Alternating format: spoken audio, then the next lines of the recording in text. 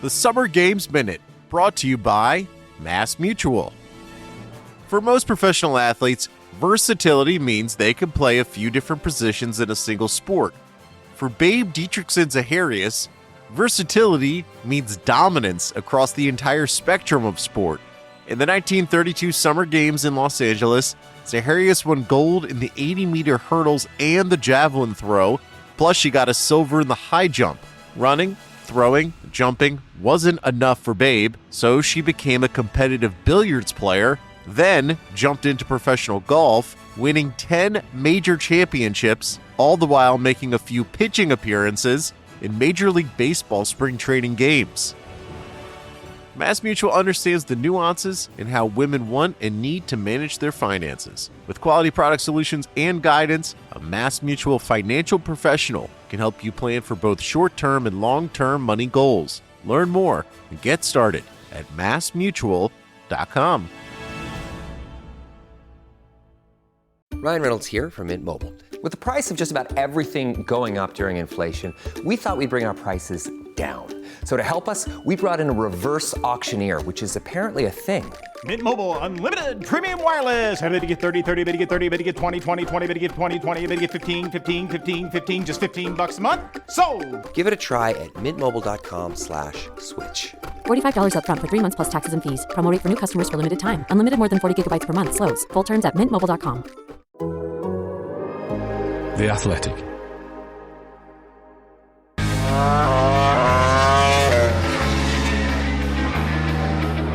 With not just that one big rider move, but so many question marks over manufacturers' winter work and how it would have gone, the opening MotoGP pre-season test of 2024 was very eagerly awaited.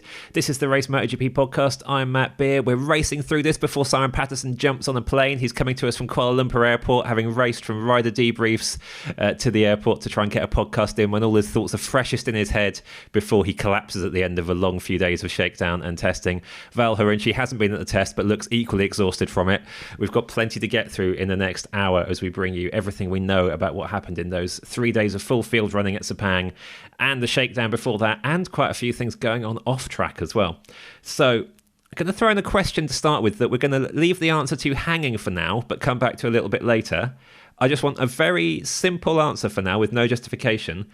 So Val, we'll do you first. Who impressed you most during this test? I mean, I know what Simon's answer is, and Simon's answer is the correct answer. Yeah. But to be different, Aleix Espargaro, Aprilia. And Simon, who impressed you most at this test? Pedro Acosta, and Pedro Acosta. He's the real deal. We're going to get into both of those topics in depth later, especially the Acosta one, and tackling the question of how much of it was him being incredible and how much of it was he's had double the testing of most other people. I think I know what your answer is going to be from both of you on that, but I think a lot of people are here straight away to hear how Marc Marquez got on during his first 3 proper days as a Ducati rider. You know, they had the Valencia test last winter, but that was strange conditions, straight on just the one bike that was available. This was the proper start of real Marquez at Ducati work. So, who wants to go first in giving you a summary of how Marquez's week went and what you make of it? Go for it, Val. Yeah, so I mean, ultimately, I think we now know that Marc Marquez probably isn't going to win every race of the season, like some feared. Certainly not win every race by 20, 25 seconds, because it wasn't an easy test and it wasn't a particularly front-running test. But at the same time, I would struggle to categorize it as bad or particularly worrying for a few extenuating circumstances, but just one very important philosophical point. The extenuating circumstances are, well, mostly that his first day just went to crap. The bike just kept not working and messing up on him, and he never got into a particular rhythm. He, missed out on a lot of quality track time, so he's had to sort of compress the rest of his program. He did like 70 laps on the second day to make up for it. Clearly, it's not quite ideal in terms of the preparation and in terms of learning a new bike.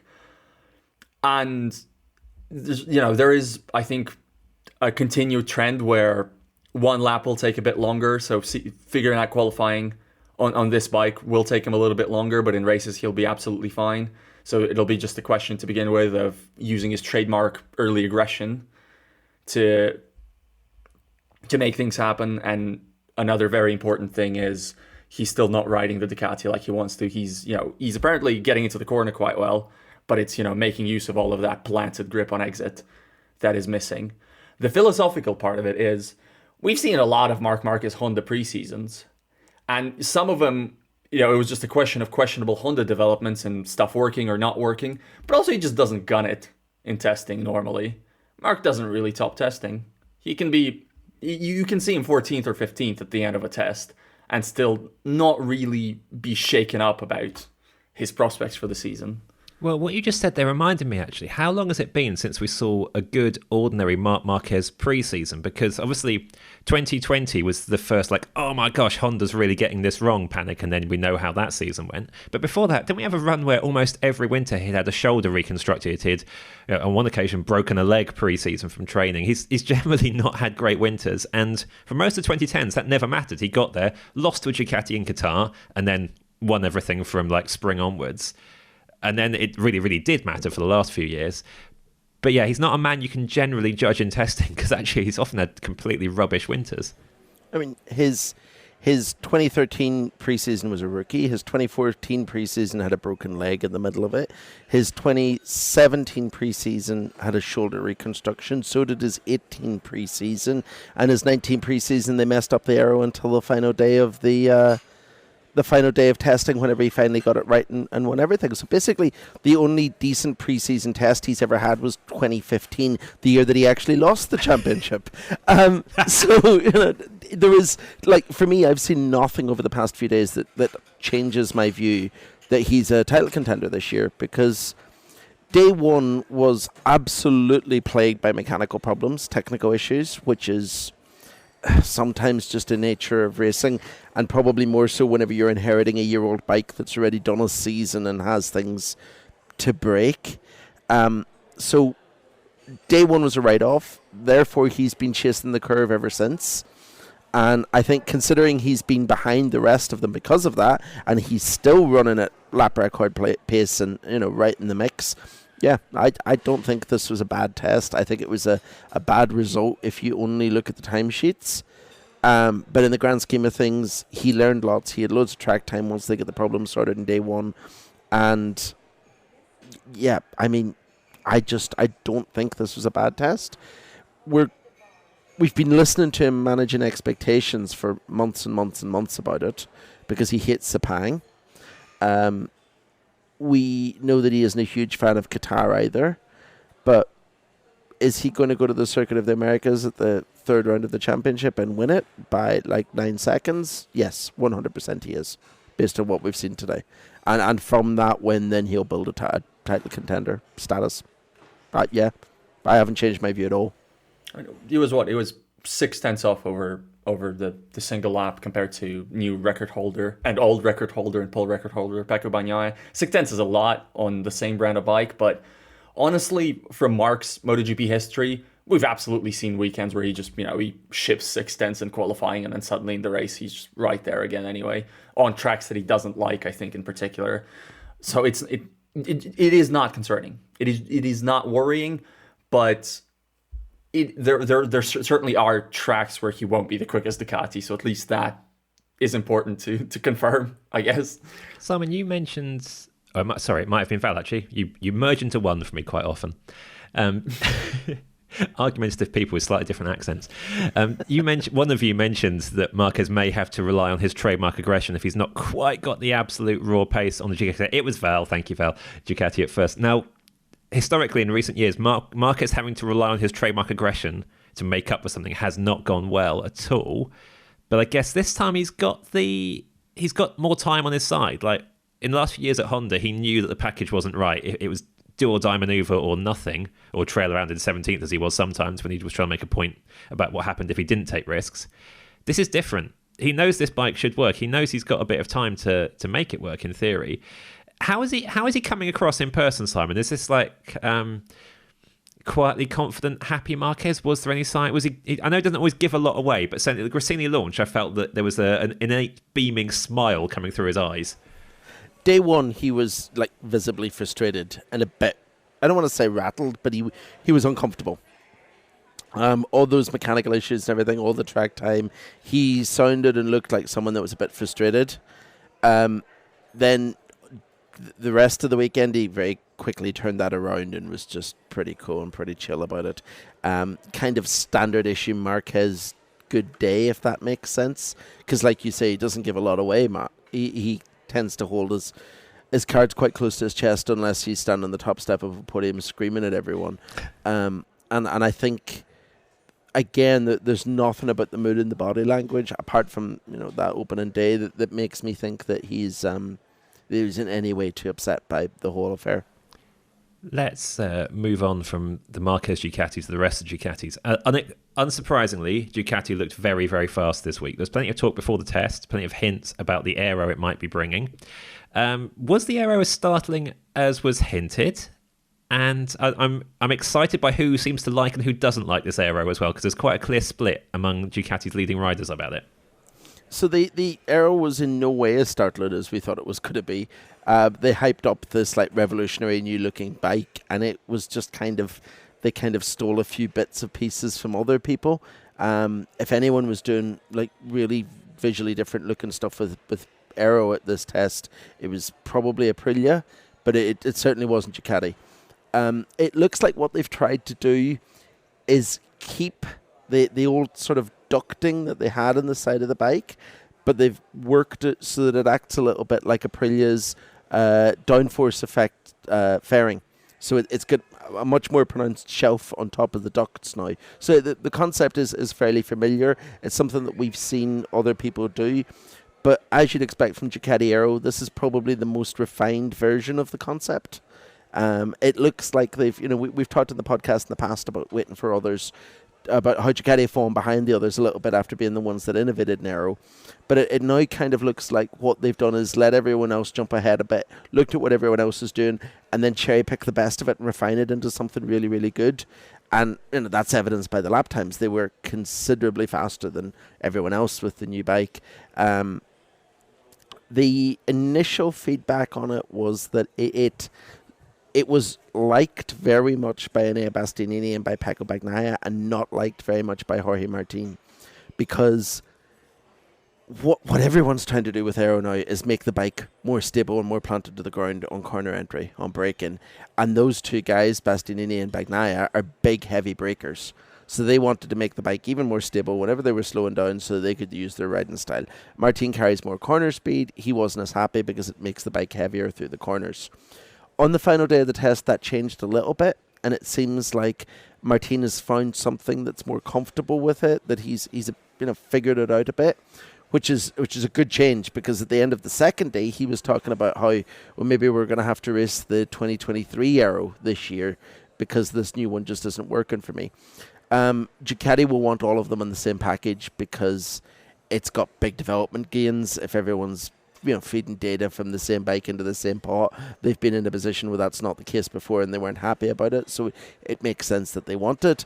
And it looks like the fairing doesn't look as visually different as we expected, but it is absolutely working, and it might actually be the first time in a long time where we've went into a MotoGP season and you in theory say that the 2024 Ducatis are looking, the current Ducatis I should say, are looking better than the old bikes are, because normally the year-old bike starts this test super, super fast, and they don't have that advantage this year. Yeah, I'd say it's very close between the two, and honestly I would, in terms of the aero specifically, Martin did set ultimately his fastest time of the test, the second best time on the new aero, so clearly it's no longer like a deal breaker, can't use it, can't go into the season with it.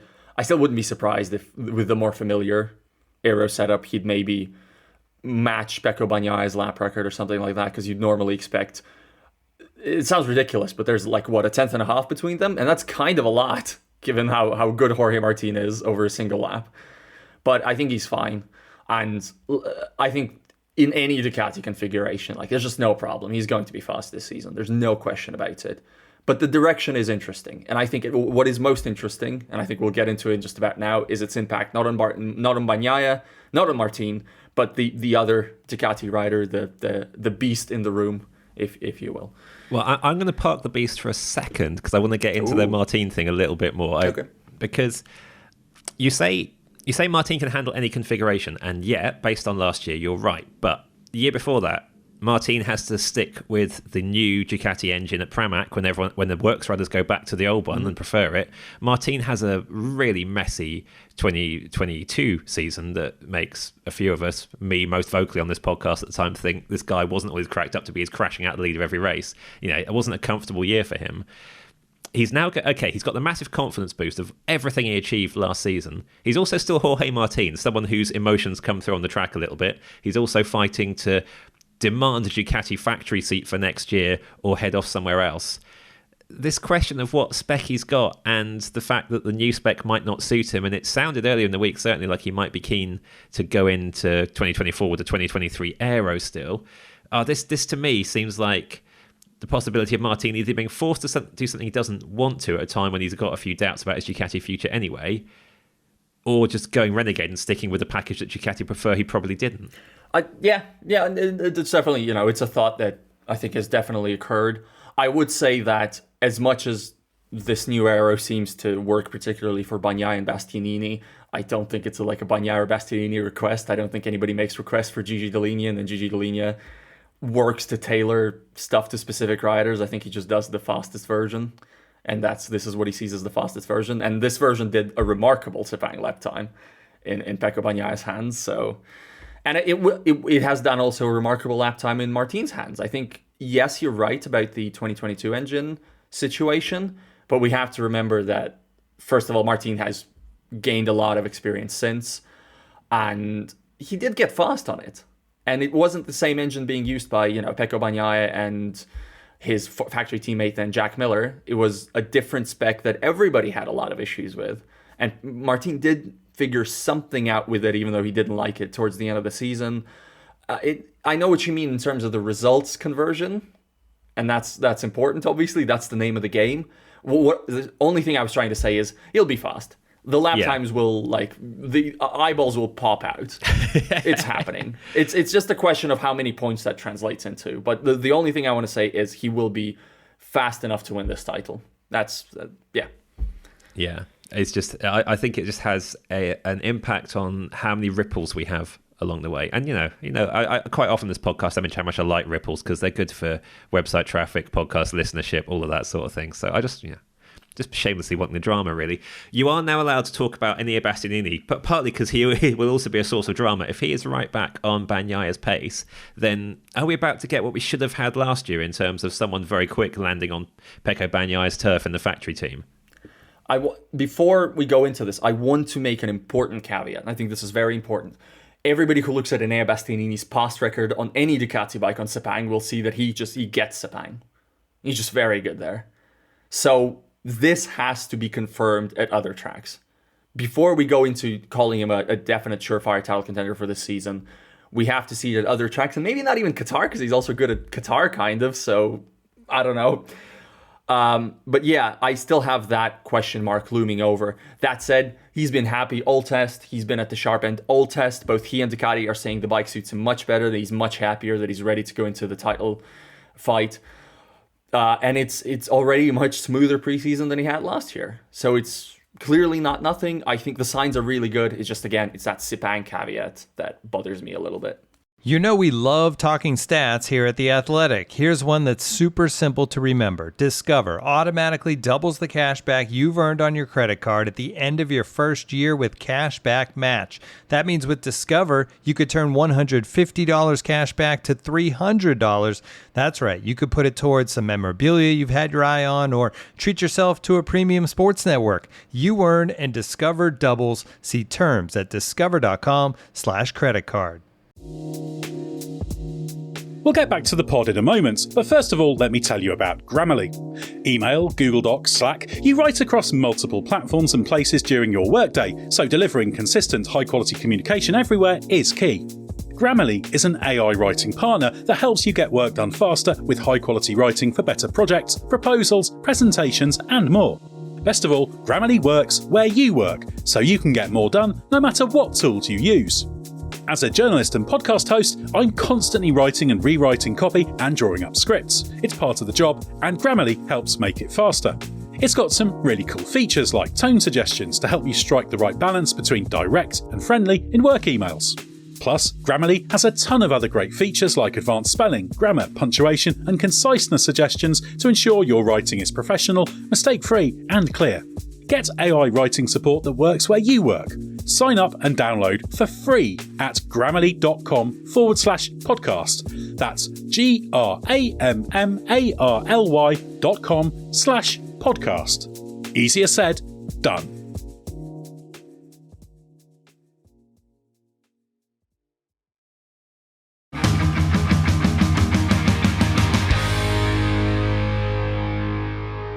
Let's move on from the team that's been very, very good for the last few years to the teams that have been conspicuously not very good lately, but now have concessions, now have some new ideas, and have a very, very big season ahead of them.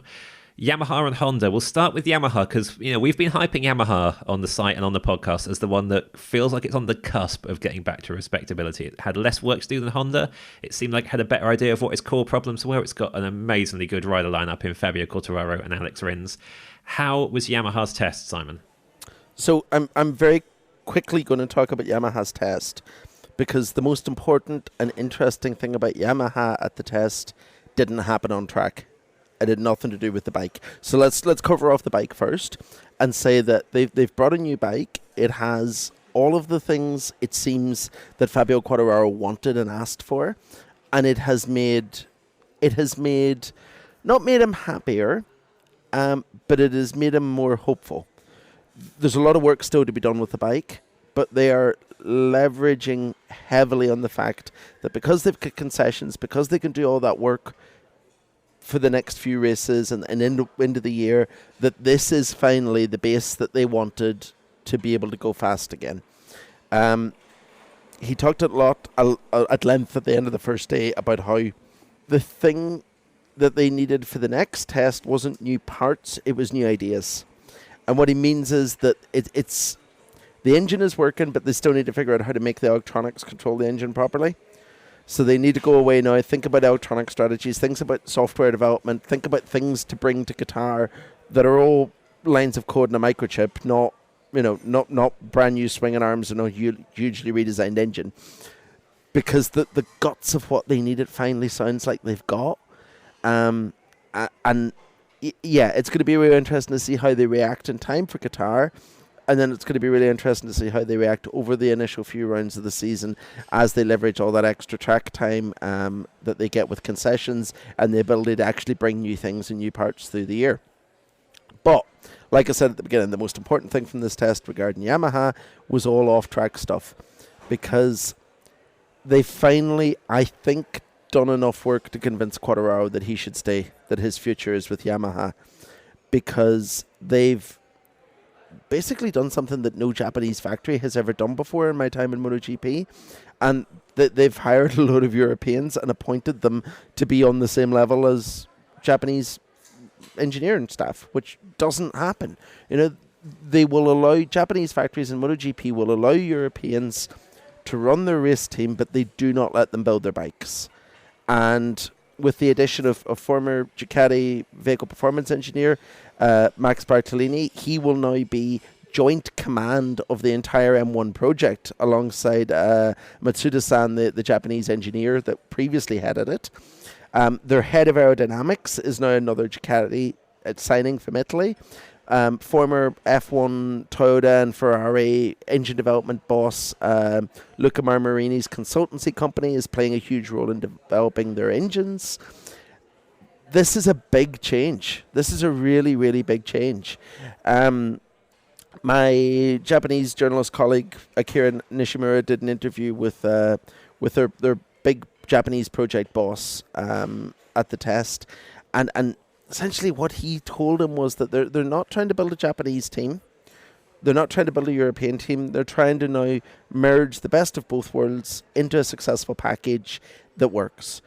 Now, the last team in MotoGP that managed to do something like that was Suzuki, and they won a championship whenever no one expected the capability of winning a championship. So there's logic to that strategy. If Yamaha can pull it off, successfully, it bodes really, really well for the future. The signs that we've seen already hints that they're on that path. And talking to Quartararo about it in particular, Rins is different because he doesn't know. I'm not going to say he doesn't know any better, but he's new to Yamaha. But Quartararo sounds like someone now that kind of knows that what comes next is up to him, because Yamaha have actually done everything that he quite vocally and loudly and sometimes petulantly demanded of them during most of last season. So, I think Yamaha aren't there yet, but they've got a lot to be hopeful about from how this test went. If I was to pick out the manufacturer that least impressed me in this test, it is Yamaha by a fairly significant margin. And from what I saw on track, I am now less convinced that Fabio Quartararo is staying than I was before the test. This is not to undercut Simon, not to say that he's wrong in his interpretation, especially having spoken to Fabio Quartararo face-to-face, and clearly Yamaha has put in some very impressive building blocks that he also acknowledges. They have an amazing rider lineup. They are going about things the right way. But the M1 is just still bad over one lap. Just bad. It's really bad. It is not bueno. It did what Fabio Quartararo did 4 laps in like the same rage, said he again arrived at the limit of the bike. If he's 9/10 off qualifying in the season, then nothing they've done matters. Then they might as well just keep testing the whole season and just forget about any sort of results in 20. I'm being a little bit hyperbolic here and facetious. I think they will be closer, and the top speed is there, and the aero work is being carried out, and they are stuttering from a very low ebb. But I listen to Fabio, and I hear that impatience of that tiredness of firing in a really good lap and seeing it slot in P11 on the timing screens. And I don't know how much longer term thinking can really satiate that, because he's going to have a lot of weekends of this, I think, still this year. He's going to show up to the track. He's going to do his absolute best. He's going to fire in what feels like an amazing lap, and then he's going to not make Q2. And at the same time, I think if there was an obvious alternative landing spot, then Yamaha would be cooked already. That's my suspicion. There isn't right now, I think. And that's probably what is still creating the situation where he is still probably favored to stay at Yamaha. But I'm not sold. I'm really not sold. Not on the long-term direction, but on Quartararo being sold, if that makes any sense. That does, yeah. I see where you're both coming from. And straight away, when you were both talking about it, it took me back to Yamaha launch on Monday, when Simon was reporting back from that and saying that Lynn Jarvis was making comparisons to Lewis Hamilton's career decisions and moving from Mercedes to Ferrari in Formula One. And we were all going, Lynn, he left. You're missing the point that Hamilton actually left Mercedes. And you want this guy to stay. But what Jarvis was saying was that Hamilton's career moves have been all about looking at the next step ahead, looking at the team he was going to join, whether it's Mercedes in 2013 or Ferrari for 2025, and going, look what they've got lined up for this big rule change. Look at the people they brought on board. They may be meandering or failing time and time again in Ferrari's case right now, but look at what's happening next. And if you look at what's happening next at Yamaha, there's a lot changing. There's a lot of pieces in place. And like you say, Val, that obvious alternative landing spot maybe isn't there. Aprilia looks like an immediate step up, but what's Aprilia doing next? Is Aprilia going to be in a position to fend off a resurgent Yamaha and Honda? Yeah. KTM allegedly wants no new riders, which we'll come back to another time, because I think that is complete nonsense. So that's for next week. But Val's making a gesture at me that I think we'll get to it in this episode. We might today. Actually. Yeah, we will. Thinking about the plan. Yes, we will. But yeah, I see what you mean. There's not an obvious alternative landing spot. If Quartararo's going, what's going to work for me not now, but in 2025, 26, then he's got to look at what Yamaha's offering. But he's also got to look back at the last few years and go, when has Yamaha actually delivered on a promise? But then he looks again and goes, but Yamaha hasn't put all these people in place till now. This is a different plan for Yamaha. Maybe I should see how this plan goes. I think either of you being confident in anything right now is just wrong, because like you say, we need to see this bike on track and see how furious or not it makes him, to see how much long-term faith he's going to have. Should we go on to Honda? Let's agree to all disagree on Yamaha and go on to Honda. Simon, you can go first again on this, because you've been looking the riders in the eyes. How is the new Honda, and what does its new rider lineup make of it? The Honda is, I think, contrary to the Yamaha, not as good as it looks on paper. I agree. I think that the Honda have kind of, they've impressed a lot in this test because it turns out that the bike is really, really good over one lap. But I think Joan Mir miraculously has become quite good over one lap and has been able to risk things to set one lap time, and that's why this bike is looking good, because the real reality is that whenever it comes to the second half of a race on race pace, it's still a bit garbage. Luca Marini has been kind of quietly optimistic all the way through, and then did his first long run on the bike on the second day of the test. It came to the debrief afterwards and was just the most sarcastic person, just being like, well, this is awful, about everything that they'd learned whenever, it turns out that you do more than half the race distance, or half race distance, and then the bike starts to chew up tires and suddenly you're going backwards at quite a rate of, it's not. It looks really good because Mir did a few quick lap times, but I think they have substantially more work to do than Yamaha do. I think they still... Yamaha sound like a team that have a path out of this problem, whereas Honda sound like a team that are still sort of struggling with some fundamental issues, and it's going to take a bit of time, not just to fix them, but to figure out really where they're coming from. See, I would say I generally agree, but I am not, as evidenced by the previous segment, I'm not as down on Honda as I am on Yamaha. Not in terms of like general competitiveness, but just in terms of the place they're in. Honda, I think the bike is like, it's genuinely better in ways that matter, and it's genuinely clearly changed, and it's genuinely new. It's lighter, it's got a better engine. Riders all seem agree with that. Johan Zarco has come in from Ducati and seems to be absolutely beaming. So it seems to already work for him really genuinely quite well. But yeah, it's the inverse of the Yamaha problem. They will maybe have like a star qualifying or two, but much like through much of last season with, Marquez's qualifying heroics, whether toe enabled or not toe enabled, then not sustaining themselves in races. I fear that's a very likely outcome. Although if there was a rider who might buck the trend, it's Zarco, right? Like, just looking at Zarco, like Zarco couldn't qualify the Ducati last season, but every race, second part of the race, he was always just basically the fastest guy on track. So I'd like to see how much of that he can translate to the Honda and how much he can help them in that regard. It is, like, I wouldn't say it's sunny, but because they don't have this lead rider who they must hang on to at every cost, this, sort of franchise rider that they need to live up to sooner than later, because there is a bit more of a reasonable timeline to their rebuild, I would argue. I think it looks okay. I think it doesn't look too bad.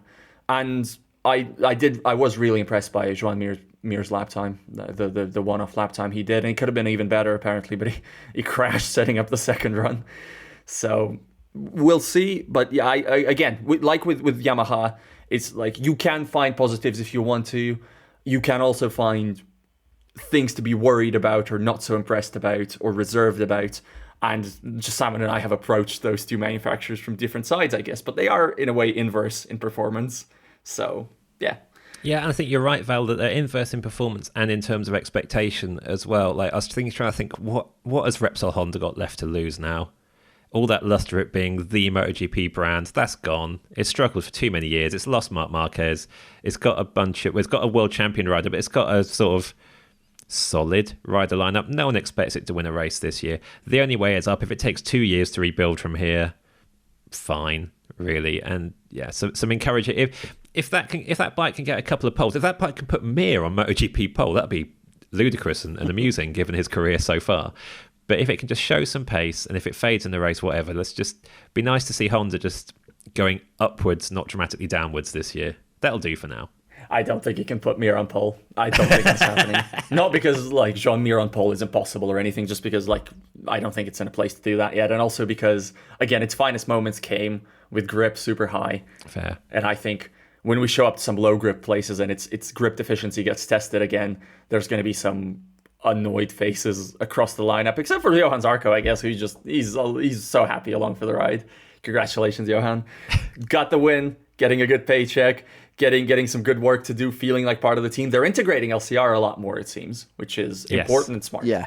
Just, there are, as with everything, there are angles to which you can approach this. On the LCR point, this is another one for let's get back to that next week between tests. Who goes where satellite team-wise could get very wild in the months to come. So Honda getting LCR really into the family and giving him a big cuddle is a great idea. Unless it turns out you're an LCR mechanic.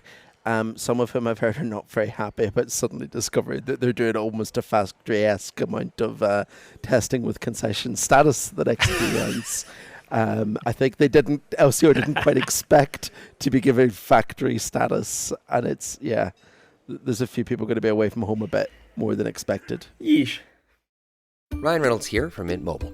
With the price of just about everything going up during inflation, we thought we'd bring our prices down. So to help us, we brought in a reverse auctioneer, which is apparently a thing. Mint Mobile Unlimited Premium Wireless. How to get 30, 30, bit to get 30, bit to get 20, 20, 20, bit to get 20, 20, bit to get 15, 15, 15, 15, just $15 a month? Sold! Give it a try at mintmobile.com/switch. $45 up front for 3 months plus taxes and fees. Promo rate for new customers for limited time. Unlimited more than 40 gigabytes per month. Slows full terms at mintmobile.com.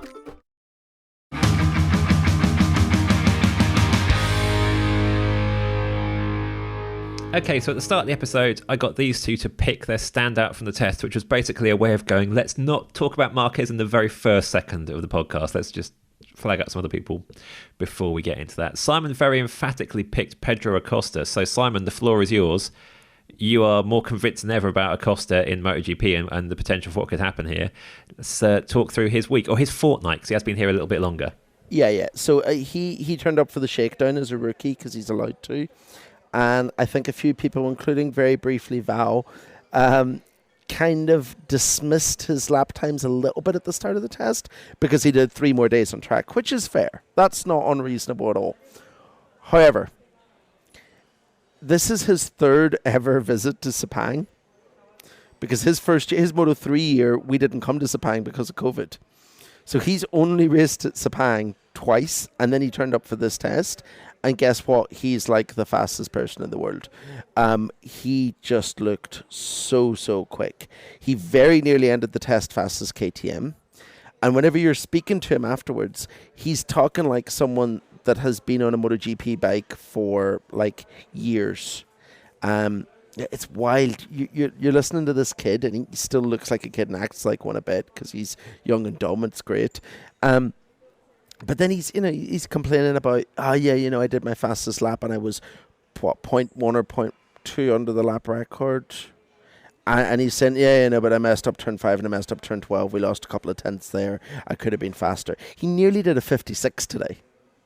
That's the pace that we're talking about from this kid. He's just next level. He's so calm about it. He is so confident. Someone asked him today about the pressure of being a rookie in MotoGP, with all this hype around him. And he was basically like, have you not looked at the last 3 years of my life? I have been under pressure since my first race. It does not bother me. And it's right, it's true. But he handles it so well. He never looks flustered. He never looks flummoxed. Clearly the KTM has improved. The bike has found something, and we've not really talked much at all recently about Brad Binder and Jack Miller, who I think have been kind of slogging away on the hard work that comes from being a MotoGP team without actually setting the world on fire, but they're doing good things. But he's just like, it's just working so well for Acosta. I do not at all dismiss the fact that he could be in the podium in Qatar. Look, as Simon alluded to, I did apply sort of a shakedown tax to the performances of Acosta in the first day. I mean, that honestly, by day 2, I was no longer convinced of that. Now I barely even consider it.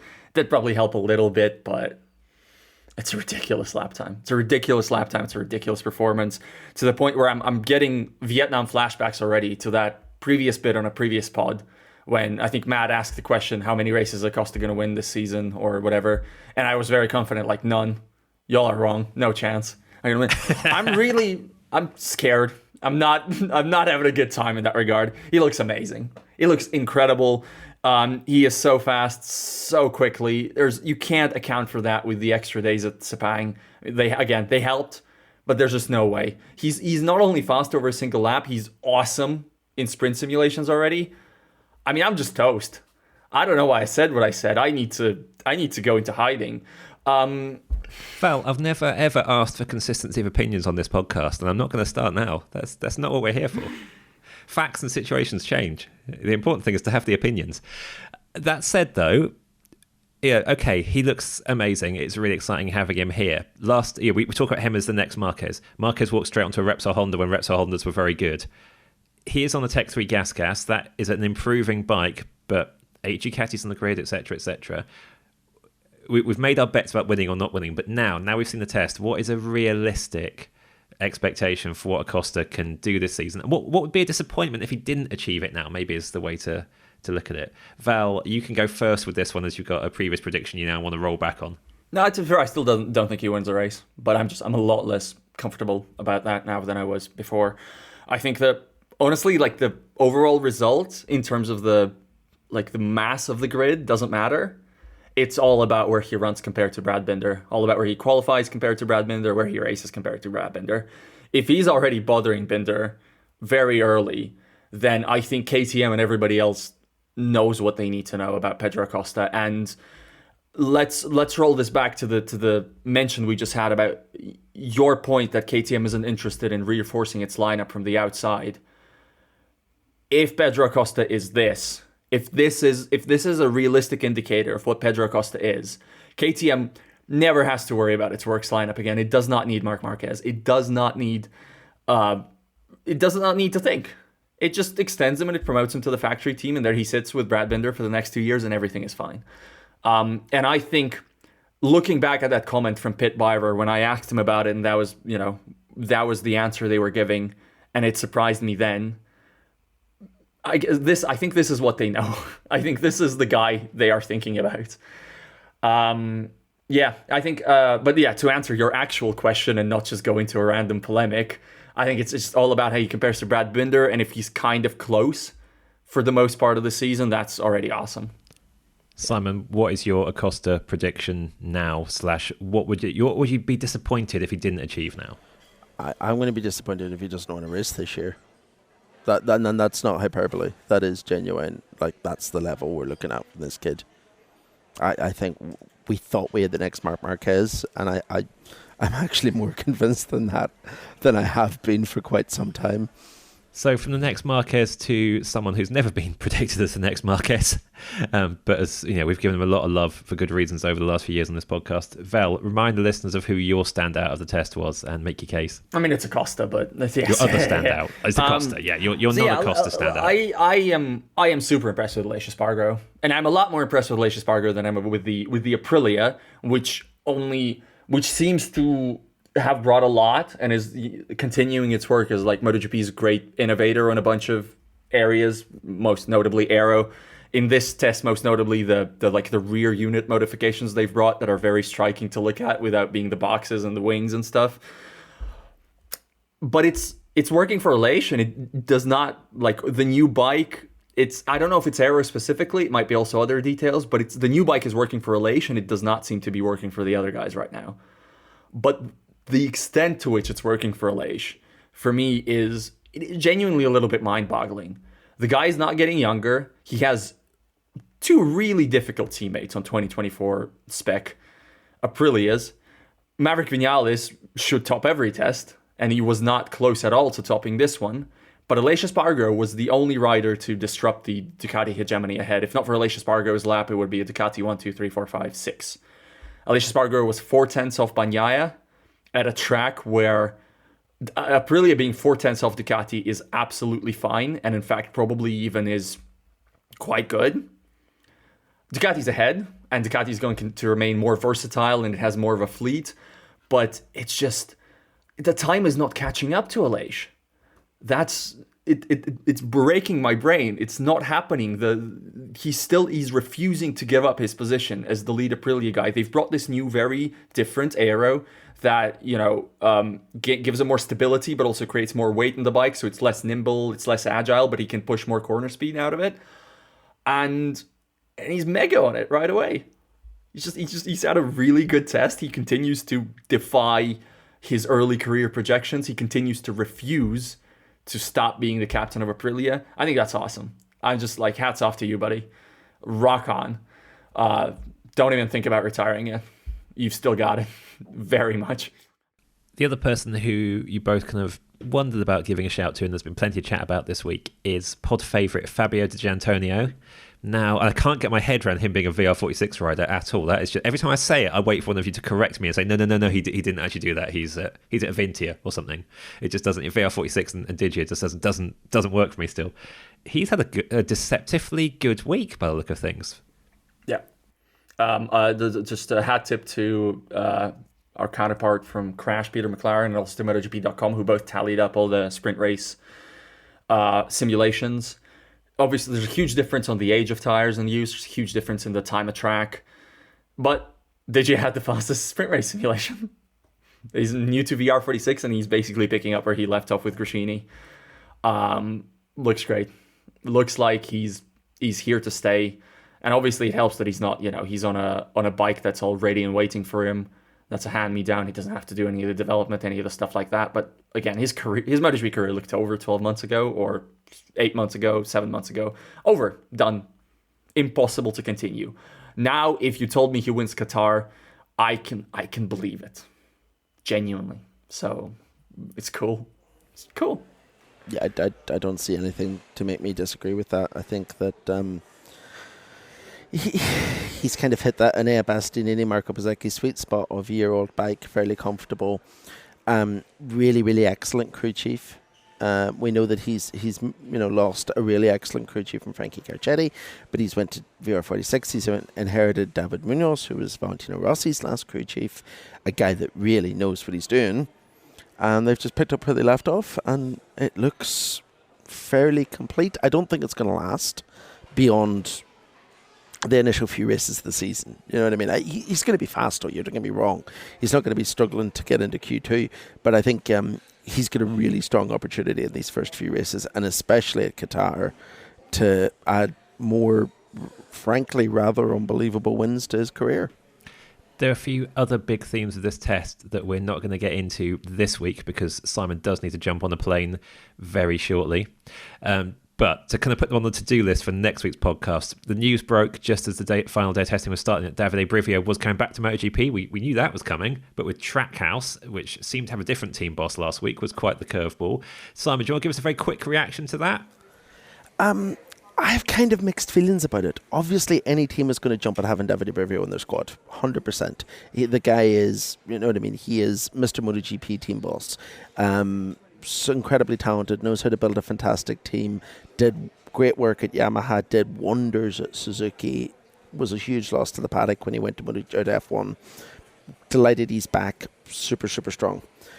But for a team that wanted to do things a bit differently, for a team that wanted to revolutionize and disrupt in MotoGP, to then hire a guy who is basically one of Aprilia boss Massimo Rivola's best mates to come in and run their satellite squad with Wilco Zeelenberg, who he worked with for many years at Yamaha back in the day.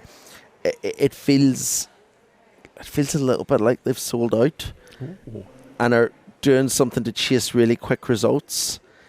Rather than really, really sort of doubling down on what I thought Trackhouse was going to be when they come into this championship. Maybe that's harsh, but that's my initial take on it. I know some of the personalities involved now, they're quite old school, and I'm just worried that whenever Trackhouse are saying we need to do X and Y in terms of content generation, there's going to be voices inside the team saying if we do that, our riders will be disrupted. We're not doing it. And it's going to come to a head within the team, and I think the performance on track side will win over the content creation, interesting commercial side of the team, but time will tell. Interesting. I guess the team is there to win ultimately. Yeah, they are, but that's not what Trackhouse have said they're coming in to do this year. Let's return to that next week. There is a lot more to come on this.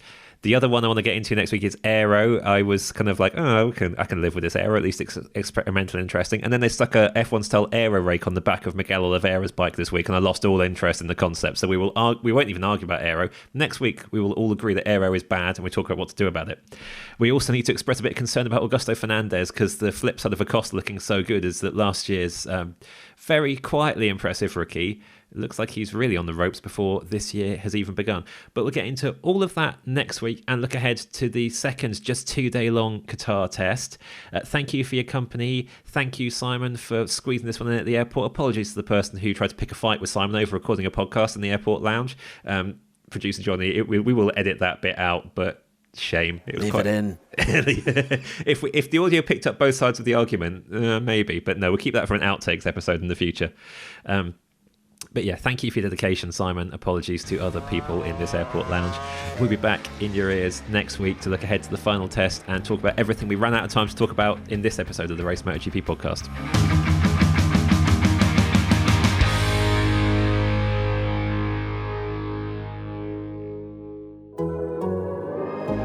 The Athletic.